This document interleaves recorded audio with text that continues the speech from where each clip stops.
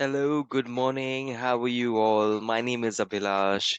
I am a student of MAFCS, which is Master in Folklore and Culture Studies. In the first lecture, I've already introduced myself, but in case you're joining the second lecture, let me introduce myself again. My name is Abhilash Padi. I have 17 years of corporate experience, but I like to study. I've already completed my MA in English, and this is my second MA that I'm pursuing from IGNOU.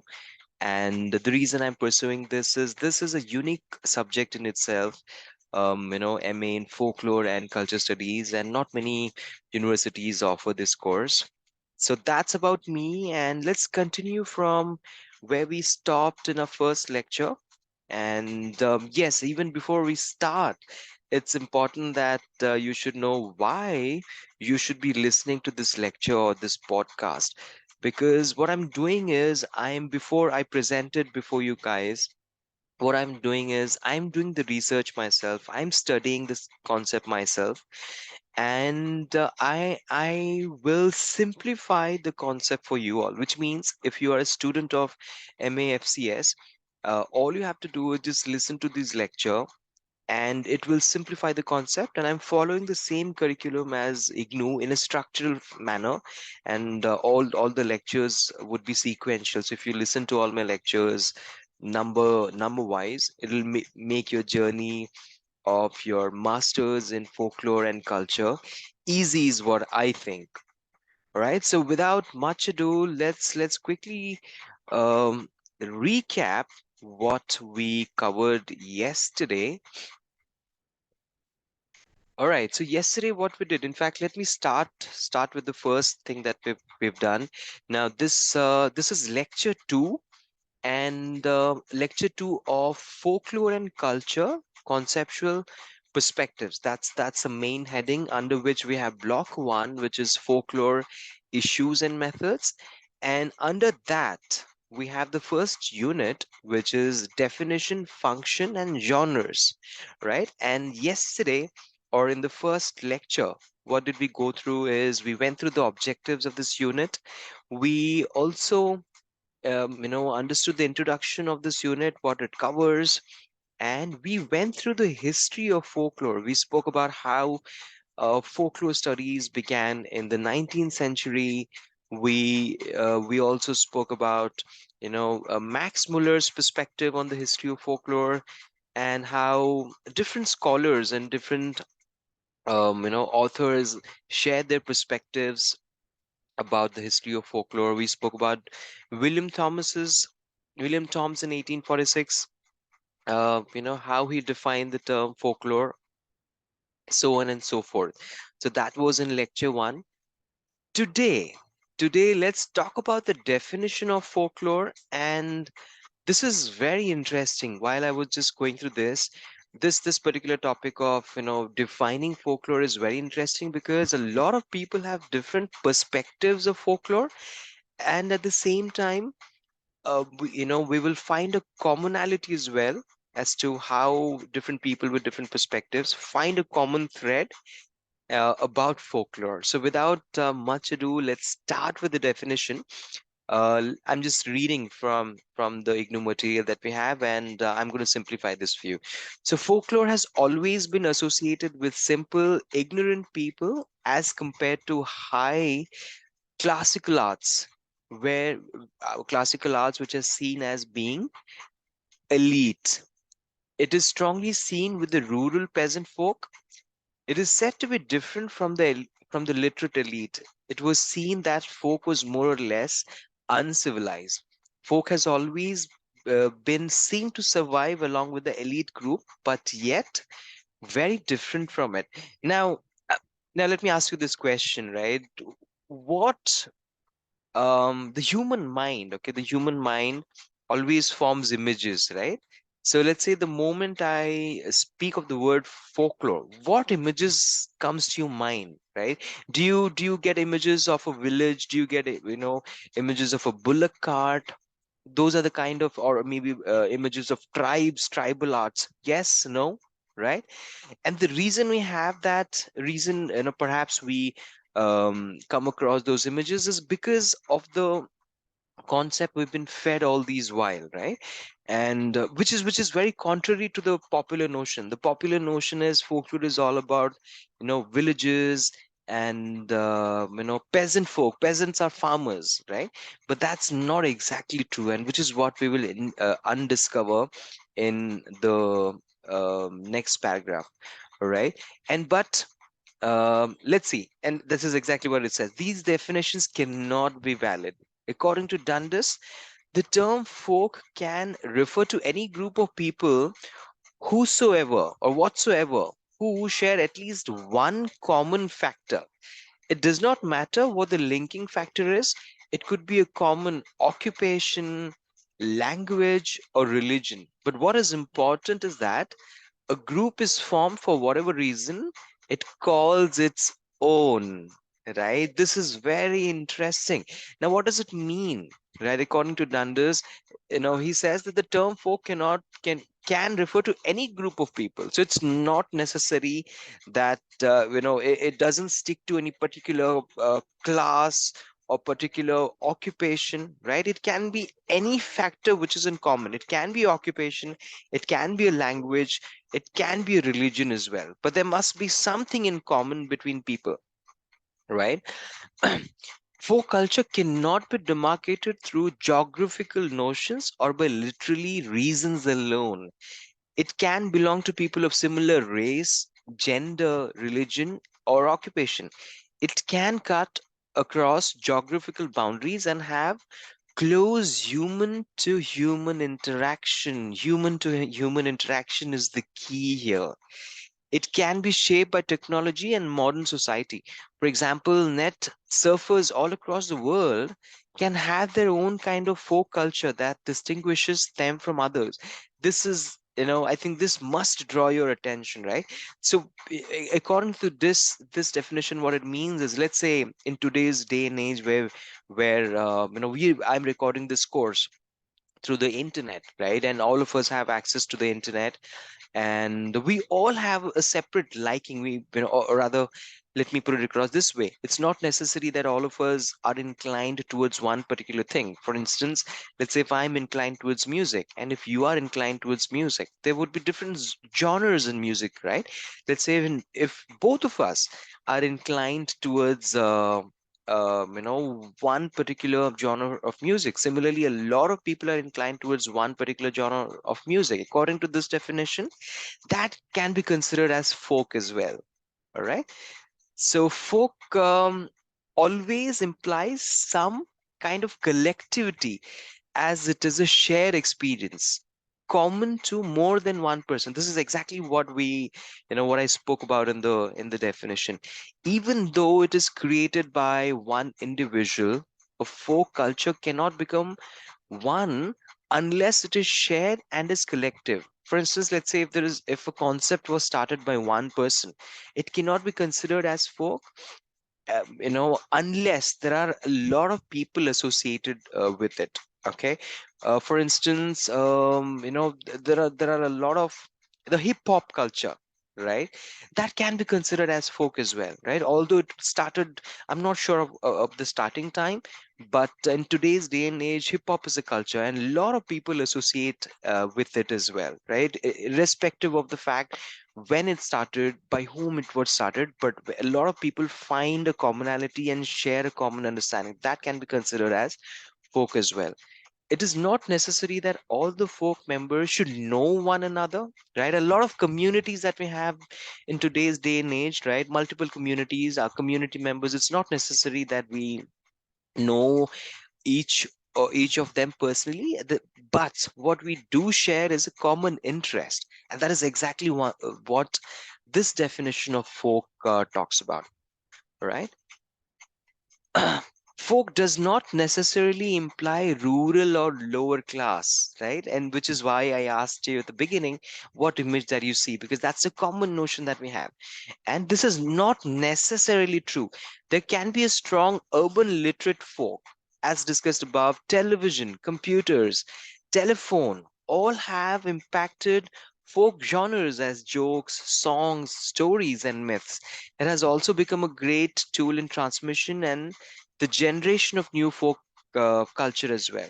Right? For instance, the jokes, songs, and stories, they we have passed on from generation to generation, and therefore has helped in transmission.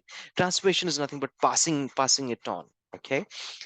Now, in the next paragraph, it says folk culture is alive and vibrant, right? The fact that we are learning about the folk culture today, right, itself is a proof that it's alive. In the 19th century, folklore was considered to be a dead culture, right? However, it would be wrong to assume so. It is deeply connected with a vibrant, ever-changing cultural tradition of any religion. It can change its meaning and significance over time, but the essence remains the same. For example, certain jokes and proverbs have no longer any social significance. However, they still will belong to the folk culture. Try and think of any particular proverb that comes to your mind. It may not exist. I mean, the physical existence may not be valid, but we still use in our proverbs, right? So that's an example. And in the next paragraph, it says, to many, folklore implies some kind of falsity and fantasy. Folk tales and stories often are considered to be based on incorrect facts and myth. While it is true for some genres of folklore, like tales and stories, it would be wrong to imply that all forms of folk culture have some notions of falsehood inherent in it. This, I think this is where we'll stop by and try and understand what they're trying to say here. They say that for a lot of people, folklore implies some kind of falsity, which means that um, uh, a lot of people think that folklore is based upon, it doesn't have facts associated with it. It is true in few cases as well. To give you an example, the famous sun temple in Konark in Odisha, right? There is a folklore, a local, if you go there, if you go to Konark and ask people, so they say that it took 1200 years to build. That's a fact. But there's a story about how the head architect, which is, Bisu Maharana is the name of the person. His son, 1200 architects, they could not fit in the circular structure above the temple. But a 12 years old boy, which is Bisu Maharana, the head architect son, he held the stone structure and fit in the at the top of the temple. That's what a lot of people say. A lot of people say that these are just it's folklore. There's nothing documented about it, right? But you go there, you ask people, 9 out of 10 people would say that is what has happened. But there's no written or documented evidence to that. So that's a great example of why or how people think that a lot of folklore implies some kind of falsity and fantasy. I'm sure there are a lot of examples. If we come to think of it, try and relate to some examples in wherever you live, to see if you have anything of that sort. But on the other hand, the other aspect of folklore is it is much based on the material life of people. And some forms like theater and performance are very much based on tangible truths. So there's an aspect of folklore which is based on tangible truths. Tangible is what? Tangible is something which is physical, which can be measured as well, right? Which exists. Now the next paragraph, folklore comprises of learned habits, beliefs, rituals, institutions, and expressions of people.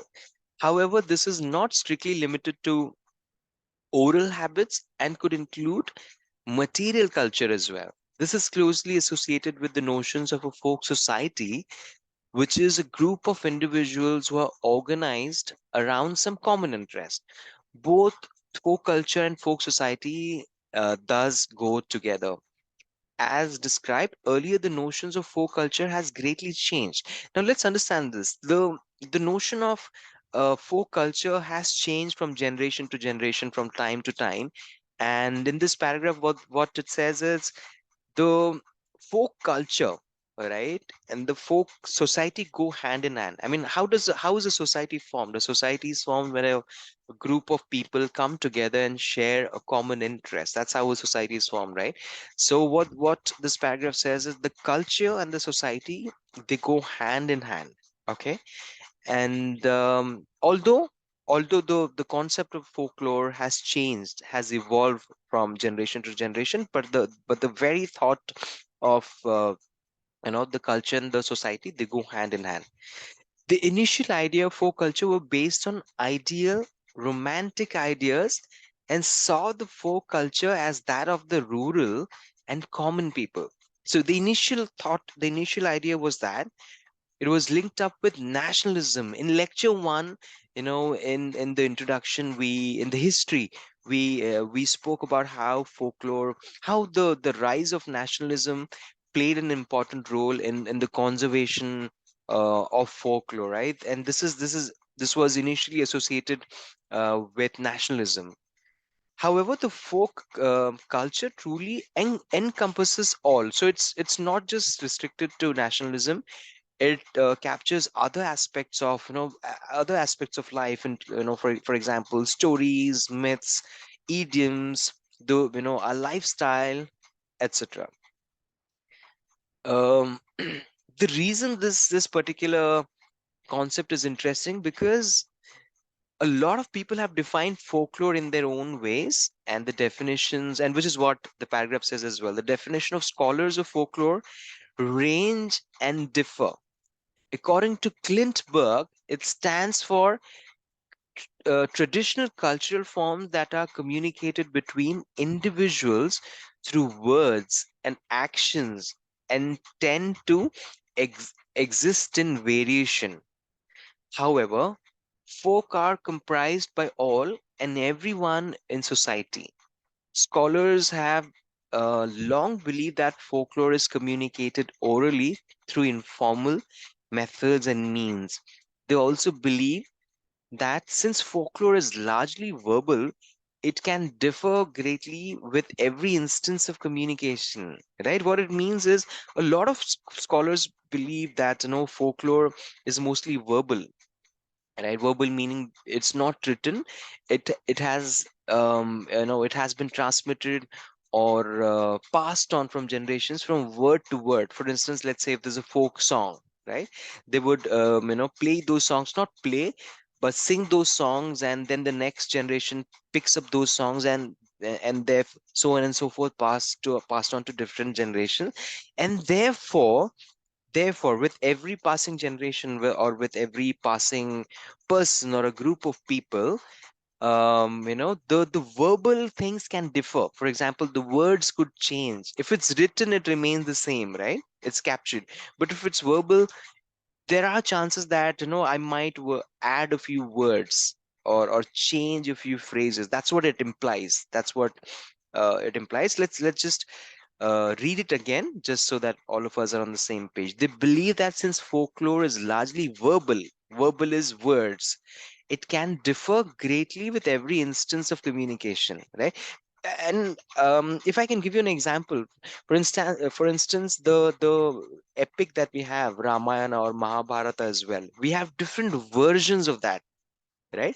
And that is largely because perhaps before it was documented, it was verbal, right? And therefore you have different versions of those epics as well.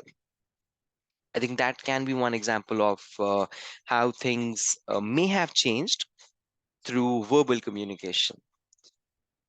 Let's continue. However, informal means of communication should not be seen as the sole methods, as it can be transmitted through a variety of methods and numerous ways. Both print and visual media often communicate folk ideas. Well-known artists have also communicated their thoughts through their artistic creations, such as theater, dance, and paintings. For example, a very famous playwright, Girish Karnad, has explored folk motifs in his play Hayavadana. right? Girish Karnad, if you've seen his movies, a fantastic actor, and in his famous in his plays, he's used folk. Folklore is deeply connected with tradition. As tradition involves change and continuity, cultural symbols, items, and icons of folklore all undergo a process of change. Folklore, hence, is a continuous process of flux and is inherently dynamic. What is dynamic? Dynamic is something which changes, right? Folklore is deeply connected to the social life and its processes of change and alterations. Hence, this is an artistic process that is both creative and imaginative and in a state of flux and change. In this paragraph, what it refers to is it is deeply connected with tradition, and tradition involves a lot of change, right? Because for instance, whatever our previous generation believed in, our generation may not exactly subscribe to that idea. Similarly, our generations to come, there, although our values would remain the same, but our traditions change from time to time, from duration, from generation to generation. And therefore, folklore is, although it is deeply connected to social life, but it is also open to change and alterations. And therefore, this process becomes very creative and imaginative as well, and is always in a state of change. Folklore often has an inherent inconsistency in it, right? Often we see that certain principles and standards held by the people are often challenged. On the other hand, folklore also maintains set set and standard cultural values. This can be seen in folk songs where values such as love between mother and child, family bonding, patriotism, unity between man and culture, etc., are constantly upheld. Folklore hence can bind people together, like in the case of songs, or separate them, as in the case of humiliating jokes.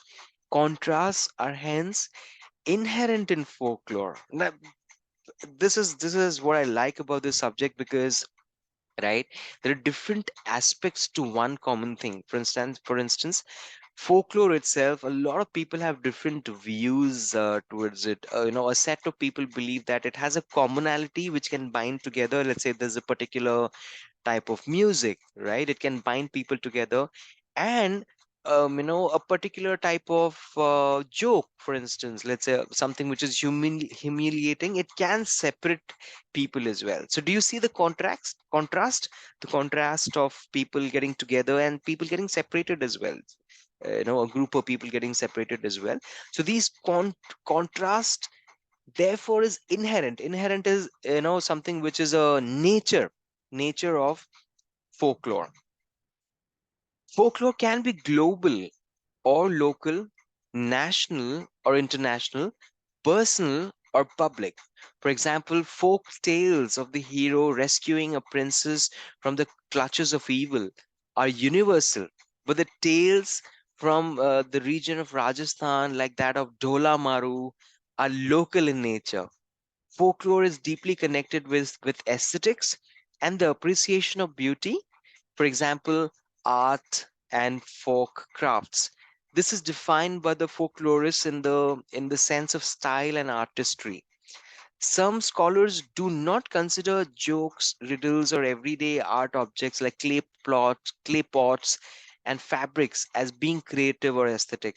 However, art objects are everyday idioms, speech patterns, and verbal utterances are artistic patterns of communication. Right. So what it in a sense in this paragraph, what they say is, irrespective of the folklore can be global, it can be local, it can be national or international, right? A lot of common things is a hero rescuing a princess. In every region you have stories like that, in India, in different parts of India, and different parts of the world as well, right? Although the languages used are different, the heroes, the heroines are different, but the concept of these certain concepts are the same. Some artists, some scholars do not consider jokes and riddles and everyday art objects, right? They're like the clay pots and other things as, as not being creative. However, speech patterns and idioms and all are artistic patterns of communication, is what it says. Folklore also remains deeply authentic and reliable. This is in contrast to high culture, where authenticity rests with the individual, and this also determines originality. In folklore, on the other hand, authorship is anonymous. However, in folklore, the continuity of tradition proves to be its authenticity.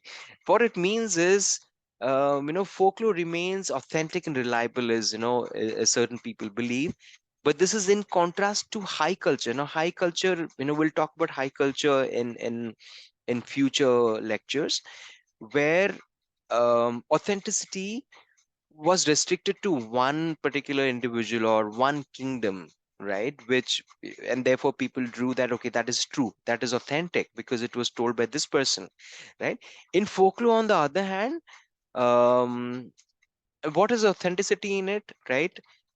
The authenticity is the fact that it is passed on from generation to generation with more or less the same content, or more or less the same subject itself is a proof of its authenticity. That's what it says, right? And the other, in folklore, is the authorship is anonymous. For instance, let's say there was a particular, there are a lot of poems and songs where we don't know who has written it, right?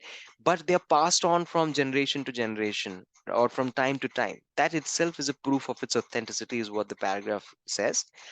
And as defined earlier, folklore is also deeply connected to the social processes and its functioning. It cannot exist on its own and needs to work within the context of society and community. Hence, family life, economic structure, education, aesthetic, and cultural values, religion, and political setup of any society are also important. So it can't work on its own. There are different aspects to it. For instance, it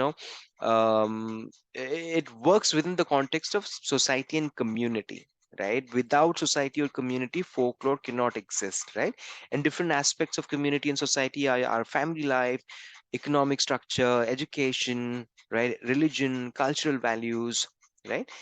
The interaction of the individual and his interaction in the social and cultural, economic, and political setup plays a pivotal role. Now, what it says is, the interaction of an individual and its interaction in the social environment, right? How an individual interacts within a particular social setup, in a particular political setup, also plays a pivotal role as a part of the folklore. Many scholars believe that family defines folklore. Now, this is one more aspect of folklore. They see the social organization as being the primary one that brings forth the entire process of folklore, be it communication, preservation of culture, or conservation of cultural symbols. Patterns of belief, behavior, art, rituals, institutions, and expressions are often mediated through the family, right? We can add to this by saying folk culture represents the representation and the reaffirmation of the total identity of a particular group, whether it is a family, community, or nation. Now, what this paragraph means is, a lot of people believe that folklore comes, it defines, or rather, a family defines folklore. Now, what by family? What do we have in a family? Of course, we have family members, but apart from that, we have family values, preservation of cultures, right? Patterns of belief, behavior, art, rituals, customs, and expressions. All these are a part of family as well, right? So what they say is, folk in a way it represents all these elements that we spoke of, and it also is a total identity of a particular group, or a family, or a community, or a nation as well. Folk life is always viewed in contrast to the elite. Elite is the upper class, right, which is seen as being civilized, urban, or high. Some believe that folk culture belongs to small, technologically backward group. Folk culture is much broader, and this can be seen in urban settings as well, like in the instances of migrant laborers in big cities of India, or petty shopkeepers in metros. Folk thus constitutes a lot of constitutes a group of persons that have common features that allows for cohesion, right? This is again an interesting part, and what is interesting in this particular paragraph is, folklore. I've used this example multiple times, this notion multiple times, that folklore is usually associated, you know with villages, right? That's a common notion, right? But no, it's not necessarily true. It can be seen in urban settings as well, right? Like instances of migrant laborers in big cities of India, or petty shopkeepers in metros. To give you an example, a lot of, the kirana shop that you come across. I'm giving you an example of Hyderabad. I was working in Hyderabad. A lot of, the kirana shops are Rajasthanis, right? Because and it's not just one. Usually, when you find a Rajasthani, you'll find the community, right? And they have shops starting from the kirana shops to, other shops which are of equal importance as well. So when, I mean, I assume, this is my assumption, let's say when a group of people or family would have come along with them, or with generations, lot of their people from the villages and towns and communities would have come, and therefore this has spread. That is just one small example of the numerous examples that exists in India, but I thought I'll share this with you guys. A group can thus be large or small, or in other words, primary or secondary. This can be differentiated on the basis of some criteria that include size, purpose, duration, patterns of communication, types of social control, and the amount of involvement of the individual in the group. Typically, a primary group can be small, and the interaction between the community members are face to face and often direct. By contrast, a secondary group is larger and maybe long lasting. So this is, in this paragraph they're defining what is a primary group and what is a secondary group, and how in a primary group where the interactions are small, the primary group can be small, and the interaction between community members can be face to face. For example, if the group is small, face to face interaction is easier. On the other hand, a secondary group is larger and maybe long lasting, right? uh, s- Now, this is a summary of what we've studied. Scholars have thus defined folk in several ways, right? Number one, folklore is deeply connected to the nation. Folklore is deeply connected to the nation. Number two, it is said to belong to the lower levels of the society hierarchy. Hierarchy is a structure, right? From top to bottom or bottom to top. That's a social hierarchy. Number three, it is said to be old fashioned as compared to the complex civilization. Number four, it is believed that it belongs to large societies with a large population. Folk is said to be a social group connected through a common tradition and a particular feeling of communication, right? From the above discussion, it can be defined that folklore is a broad category that can be set to the culture of any group that is communicated through verbal or expressive literature, behaviors visible through the material life, including customs, rituals, and performances, and public displays of an individual. All right, as folklore is deeply connected with the society, it fulfills several functions. In the next section, we will discuss the several functions in detail. I hope you enjoyed this lecture or this podcast. If you do have any suggestions, please feel free to type or share in the comment box. And hope to see you soon in the next lecture. Happy learning.